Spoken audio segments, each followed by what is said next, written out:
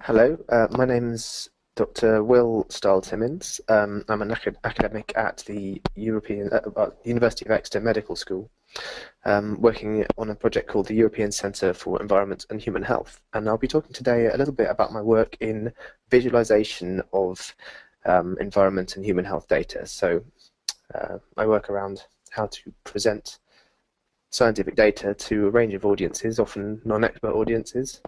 And in terms of market research, we quite often use survey techniques as part of what we do, and so I'll be telling you a little bit about how we test out our visualizations and about the sort of impact that we find visualization has on the data that we're working with. Hopefully that should have relevance. So, as I say, I'll talk about just briefly introduce the centre that I work at and the kind of data that we're using. Then I'll talk about the way that we run tests on some of these visualizations that I produce. And then I'll talk a little bit about how you might go about creating visualizations yourselves, just a few sort of pointers as to how you might go about either designing or commissioning information visualizations. So, the European Centre for Environment and Human Health, and I'll talk about what I do there as well. We're an EU-funded research project with about 45 or so researchers based at the University of Exeter Medical School. And we have researchers that work on a broad sort of range of themes. Down the bottom of this slide, you'll see that we'd sort of do the classic doom and gloom, pollution risk, how the environment is going to be bad for your health and how climate change is going to affect us.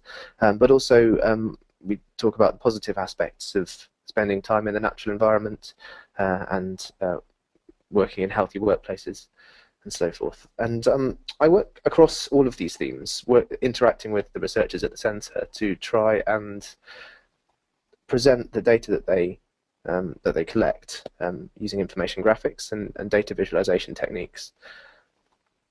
And then I also, as I say, run research studies about what the effects are of visual presentation. So I'll talk a bit about those. And for some reason, I end up working a lot in the bottom half of this, the doom and gloom section, which I'm not quite sure what that says about my personality. But anyway, that's where I end up working.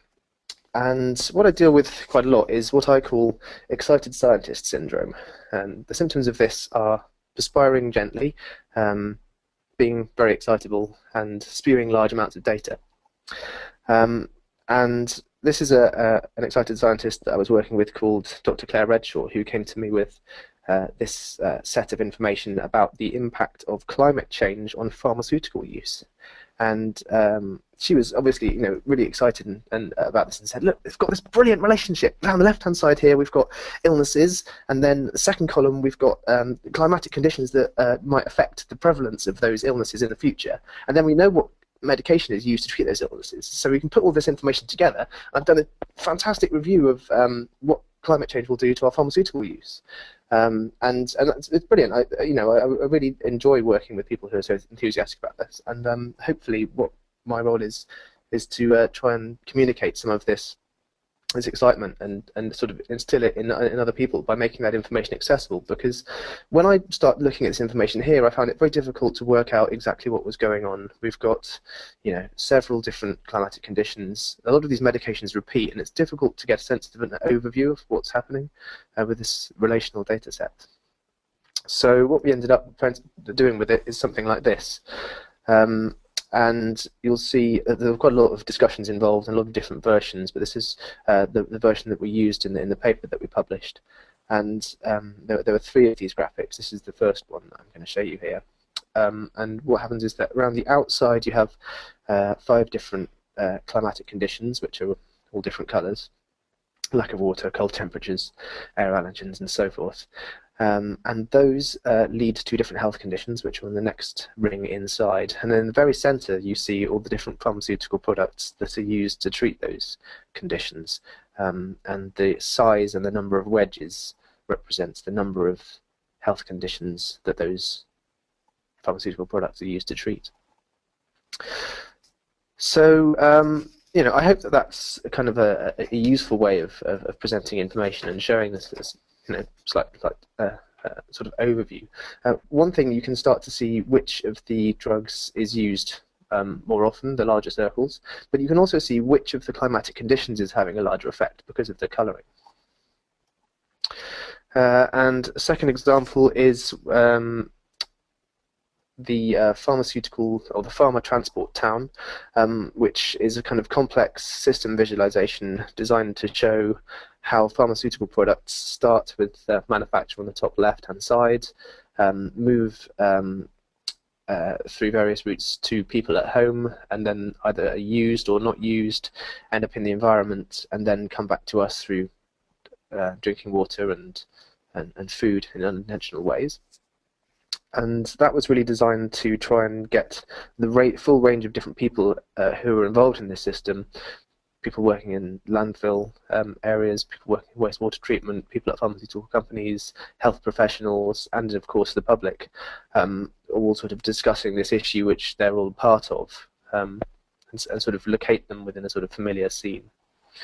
That's another bit of work that we did. And this is ended up being submitted as an information graphic poster to the National Science Foundation visualization competition in this form here that you should see on the second slide, and winning an award for the People's Choice in its category, and was published in the Science Journal earlier this year. So we were really pleased that it started to have that, which gave it a really big kind of reach. We've got a lot of feedback from that, and it seems that this kind of way of visualizing information can really kind of inspire people's interest in the information that's being presented,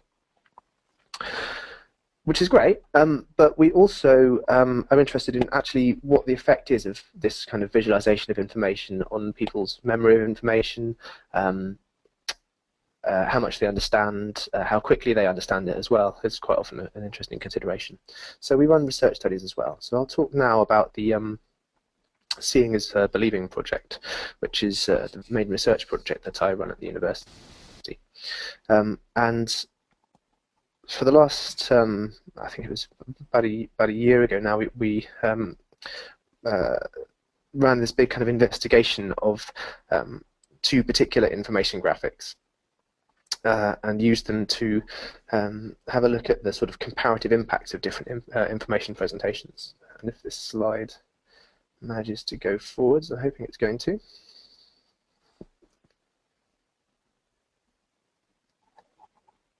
Here we are. Okay, so we were looking at data on the health impact of climate change, and you may well realise that there are big reports called by the Intergovernmental Panel on Climate Change, the IPCC, every few years has been bringing out a new report about climate change, and as part of Working Group 2 they bring out this report on health impacts of climate change, and there's about 10 impacts in their impacts, or impact mechanisms, I suppose, and we wanted to see if the presentation format of these documents could be redesigned in a sort of more visual way and make that more understandable to the general public.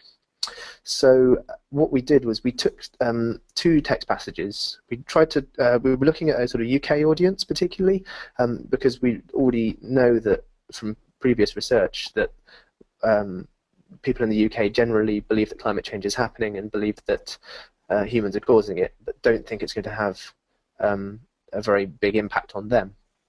So we chose two health impacts that we thought would be relevant to the UK audience. We were using floods and storms and air quality and disease, which are two kind of mechanisms by which climate change will have impacts on health. And we redesigned the text passages in a sort of flow diagram format, as you see here. The reason for that was because the texts are quite kind of non-linear. There are lots of different things that feed in. It's not just climate change, but also urbanization and other pressures that leads to increases in rainfall, and that can lead to flooding inland, but also sea level rise can lead to coastal flooding. There's all sorts of different mechanisms by which climate change impacts health, and those can cause storms and floods, and then those have other impacts. So it's quite hard to sort of deal with all this information at the same time. So, as I say, we tried to look at the differences between presenting this information visually in this kind of flow diagram and presenting it textually. So we used a randomized survey design, and we used a research panel from one of the sponsors of this event, Research Now, who actually were able to provide us with a representative sample of the UK public in terms of age, gender, and region. And we ended up with just over 900 participants taking part in that over the course of about a week. And that worked quite well for us. What we were able to do is then randomize those 900 people to receive different presentations. So you'll see there are 6 different groups that we randomized them into. Either they'd see no information at all, or they'd see one of the 2 textual presentations, which are taken verbatim from the IPCC report, or they'd see one of the 2 graphics that we designed. And then after that, we'd ask them questions about how much they knew about climate change health impacts. We'd ask them how much they how much they liked the presentation that they'd seen. Then ask them about what they thought the risks of climate change were to them, their family, other people around the world, and so forth. And also ask them about their characteristics. And what we ended up with was, I'll just talk through some of the sort of basic results here. We were able to do lots of different interesting subgroup analyses and things, but today I'll just talk about the sort of main message of what we found.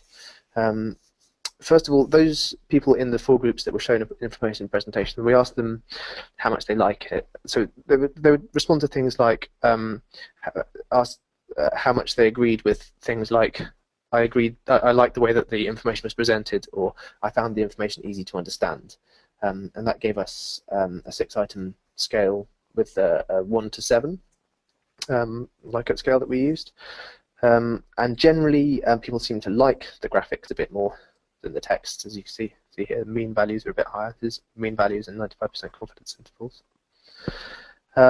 which is great, obviously. But what we're really interested in is how much they could process that information. So we looked at how long they spent looking at the presentations. They had to spend at least 3 minutes looking at them, but they could spend as long as they liked. And I've presented these here as a log scale just to account for a positive skew in the results. But generally, people tended to look at the graphics for a little bit less time than they did at the text. So they either processed the information faster or skimmed over it quicker. But it's interesting to see that also we looked at how much they knew at the end. So this is questions like, what are the causes of floods? Which areas of the world are vulnerable to flooding? That kind of information. And generally, people who saw the graphic tended to have a slightly higher level of knowledge. People who saw the text who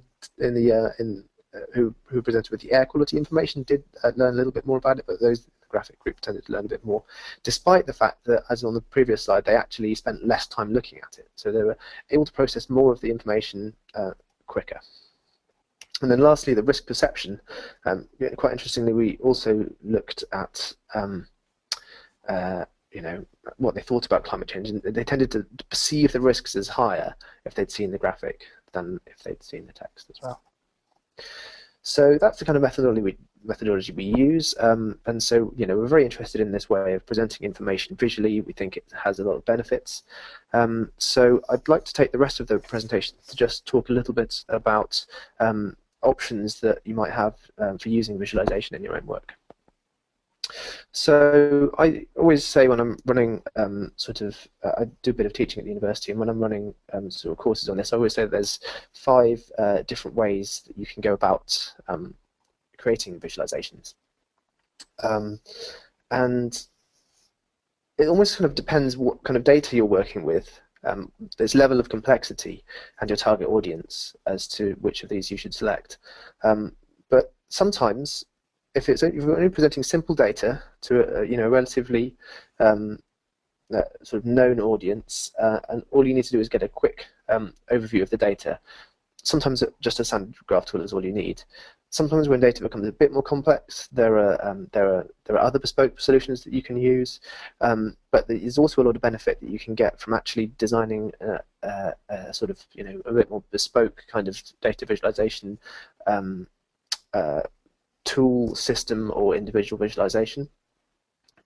Or if in the extreme sort of cases, if you really do want to invest a lot of time and effort into it, working with external agencies, professional information designers can produce some really brilliant results. So I'll go through these now. First of all, standard graph tools, everyone's familiar with them. I'm sure many people here have used programs like OpenOffice or Microsoft Excel or Apple to Numbers to produce simple graphs, and a lot of the techniques here, particularly if you only have a sort of one-dimensional data set, you're just looking, or you're looking at change over time in a particular set of data. That can be a really quick and efficient way of getting that information presented. And the other advantage of using these, of course, is that they often are very well understood visual codes. People don't need to invest a lot of time in understanding a bar chart. We know that the height of the line is equal to the equivalent to the quantity we're looking at. So it's very kind of familiar. You know how to read a pie chart. Often those can be quite useful. There are also other sort of stats analysis tools, things like SPSS and Stata, that will have sort of visual output options, and those shouldn't be ignored. I'll put R in here as well, although that's more of a programming language, which I'll talk more about those later. Okay, so however, I know that there are some situations when a slightly more complex data set is required. So there is a second option, which is to use existing specialist data visualization tools. So this is things like Tableau software. I'm sure that many of you are familiar with that. And this enables lots of different data sets to be analyzed in real time. So you can just program in a load of data sets, and you can quickly sort of drag and drop them around to see differences or make comparisons with different data sets. So if you're dealing with a lot of different things and you need to sort of analyze them, and the outputs can be quite kind of quickly generated, that's a useful tool. There's a few online ones as well. That's a piece of commercial software, but there are some online tools that are brilliant for displaying complex data. I'm sure many of you are familiar with the work of Hans Rosling, the Swedish statistician, and his Gapminder project. This is one output from that, showing life expectancy, and I think on the bottom axis we've got GDP, and then we've got population size represented by the area of different circles, and the colours representing different regions of the world, and that shows the sort of spread of this data in 2012. Brilliant technique. On that website, there's loads of different data sets that you can all plug into the Gapminder technique, and the really brilliant thing about it is when you see it animated. So he does a great presentation where he shows data for the last century animated, so everything starts in the bottom corner and then slowly sort of spreads out. I recommend watching some of his if you're interested in knowing more about that. Other online tools, IBM's Many Eyes, which has actually recently been updated from this version. Again, has a lot of different techniques that you can use. I also have data sets available, but you can also upload your own. And there's other bits of software that exist that could produce slightly more specialized visualizations, such as the eSankey software, which produces these things called Sankey diagrams, originally designed in the 19th century by Captain Matthew Henry Phineas Real Sankey, who was interested in the energy flows in steam engines. And they show, with the width of these lines, they're brilliant for showing energy flows that converge and diverge, and also material flows, and they're quite often used for resource flow diagrams and so forth. That's another useful piece of software. And this is just a small example. There are many other bits of software that are available for presenting commonly used diagrams, but which are a bit more sort of sophisticated than common graph tools. So that's option number 2. Option number 3 would be to develop new specialist data visualization tools. If you're producing something regularly, and you find that there isn't really a tool that's specifically available for this. This is one route that you can go down. So, for example, I did a lot of hand-drawn visualizations when I was working on a research project looking at presenting data to NICE, the National Institute for Health and Clinical Excellence. We were presenting a lot of data on clinical trials, as you see here. Each of these rows on this table is a medical trial, and the idea here is to show a sort of overview of some of the information about it, how many people were in it using a Sankey diagram technique, how they were randomized into different groups, what kind of characteristics the people had, what gender they were, how old they were, what kind of outcomes were measured, what kind of treatments they were given. And we figured that this would be quite good to produce a tool that would be useful for a range of different researchers to just sort of put data into and then end up with a particular output. So what we ended up with is a piece of very simple software that takes numerical values in something that looks a bit like a spreadsheet and then converts them into a sort of visual form. So in that instance, that investment in developing the software was useful because it could be used many, many times by many, many different researchers. So that's another possibility. Number 4, do it by hand, which is obviously what I had been doing initially with that NICE project, which is basically to use some kind of design software and any kind of designability that you have, and almost any piece of software can actually be used for this. I mean, the kind of things that I tend to use when I'm doing design by hand are things like Illustrator and InDesign, but actually you could even make your own kinds of visualization in a piece of presentation software, which I'll show you in a moment. That's for sort of still graphics. For doing motion, programs like Premiere or any other video editing software can be used, or of course things like Flash, although that's less used these days because it's not compatible with iPads and iPhones. Or any kind of programming languages that you have. I mean, there are specific programming languages that are developed for information visualization, which are fantastic if you have a bit of time to invest in them. Processing, developed by Ben Fry at MIT, is great. Well, Ben Fry and Casey Rias, I should say. And there's also the D3 language, data-driven documents. And then any other programming languages that you know how to use, PHP, and HTML5 for web-based things, other programming languages like Python, or or some of the C languages. It's anything that you can use is good for that kind of more interactive data visualization techniques. But as I say, I mean, you can just use a simple piece of presentation software to put in some values. If we were interested in visualizing these 4 numbers, for example, maybe they represent how many siblings 4 different people have. You could just do something as simple as making rectangular boxes and working out exactly how high those need to be in terms of pixels.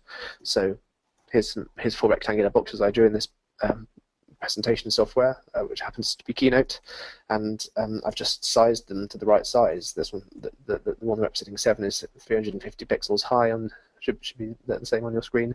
The one is 50 pixels high. You can do the same with the position of objects. You can do the same with color values. You can put values into there. All sorts of different ways that you can just use any piece of software, really. And that's not, maybe terribly exciting as a piece of design, but that's the basis for any kind of piece of design. This is a piece that won an award in the Information is Beautiful Challenges by Jasho Salazar, which is basically a bar chart, but he's used his design flair to add in some extra visuals. It's got some symbols on it. It's got really nice typography, and just using that simple technique of adding in values, in this probably in Illustrator, I would guess, he's managed to make something that's quite sort of exciting. But you don't necessarily have to have specialist design software skills to make an information graphic. I've seen some brilliant results on probably the simplest technique for data visualization, which is just a counting of number of objects. This is an amazing technique that I've seen on the BBC news website about the casualties in Iraq and Afghanistan, and they present just with a number of squares there, but they actually have a section where they show photographs of all those people, and I think that kind of visualization, which actually shows their faces, gives you a real sense of what those boxes actually mean, what those statistics mean. If you can actually see the people involved, that's I think a different level of information. Here's another example, which is a transport poster from Transport for London from the 70s. And again, it has quite a simple message, I suppose. It's just got 69 cars in the top one, 69 people standing in the street in the bottom one, and then a single bus that could carry all those people in the bottom figure. Again, it's a simple technique, but the marked difference between the pictures is really easy to see. And just one last example, because I can't resist, which is one that I created as a piece of student work at the university over the summer.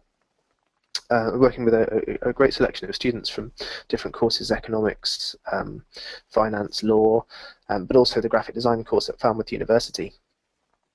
And we had 3 young designers from there working on this project, which was how to visualize energy use in different countries. So what we ended up with is this sort of physical information display, where at the bottom we have lots of different circles, and those represent countries.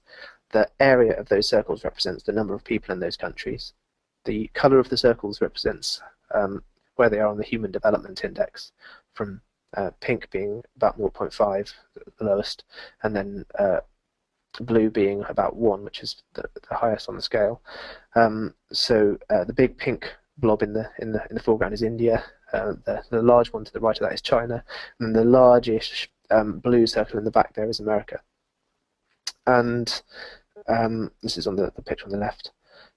And then we were interested in looking at the energy use. So we had these threads running to the countries, and that represents the total energy, the total electricity use of the country. And the color of the thread represents its the source of that energy. So black is fossil fuels, blue is hydroelectric, yellow is nuclear. Not many in the foreground here, but some of the countries in the back there, if you look at the bottom right-hand picture, have a bit more nuclear power. And then green is renewables, and I think maybe you can see 1 going to China, maybe there's 1 going to the States, but not very many. So that I think would be information number 4, which would be making it yourself. But the other option, I suppose, is obviously to work with a professional information designer. And I can give you a little bit of a sense of how this might work through one of the projects that I've done here at the University of Exeter, working with 2 scientists, 1 environmental toxicologist and 1 psychologist. I showed earlier this farmer transport town diagram, and I thought I'd just show you quickly for the last thing that I'll do is I'll show where this started, which was with a very simple diagram, which they came to me with, saying, well, this is how we normally deal with this. We've normally got a diagram that starts with the household and ends in surface water, but we'd like to see a bit more than this. We'd like to see what happens before pills get to the domestic household, and we'd like to know what happens after they get into surface water. So we'd like to sort of expand this. So initially we sort of added a few boxes on, as you can see there, and then I started doing what I call a rich picture, or what's generally referred to as rich pictures, which is just to put an illustration by each one. And the purpose of that is to just mean that as this diagram gets more and more complex, you don't have to read every single box every single time to look at it. You still need to read them to understand what the symbols mean, but once you've understood that, you can look around quickly and get an overview of the situation. But then we realized it was actually starting to look a little bit like a town. It's got sort of different buildings on there and a river running down the middle, and so we decided that we'd turn it into an actual town using this kind of isometric 3D portrait. At which point we decided that we needed to put even more information on, and this was really sparking some sort of conversations between these scientists, and we decided that it needed to be even more complex than that. And then we decided that it was far too big to use as a sort of, an illustration in the scientific paper. So it ended up being turned into this information poster for the competition. And then, as you saw, that's how it ended up. At that point, I sort of started drawing it in Illustrator, and it got more and more complicated. We added the text in, working together with the scientists to write the text, and then redefine it when inevitably the text became longer than it was expected to be, and then that ended up with the final version, which we submitted to the competition. So that's the sort of experience that you might go through if you're working with a professional designer. It is challenging to find a graphic design agency that has this kind of information ability to it, sort of experience in information presentation. But there are a couple of organisations that sort of professional bodies which tend to sort of act as networks for people who are particularly interested in information visualization, information presentation. One of them is the Information Design Association, which organise monthly meetings in the London area. Not necessarily monthly, actually, sorry, mostly 2 monthly, and they organise talks and a conference as well. There'll be a conference next year. And also the IIID, the International Institute for Information Design, is a sort of Europe-wide network of information designers. So that's another place that you could start. Okay, that's all I have to say. Thank you very much for listening.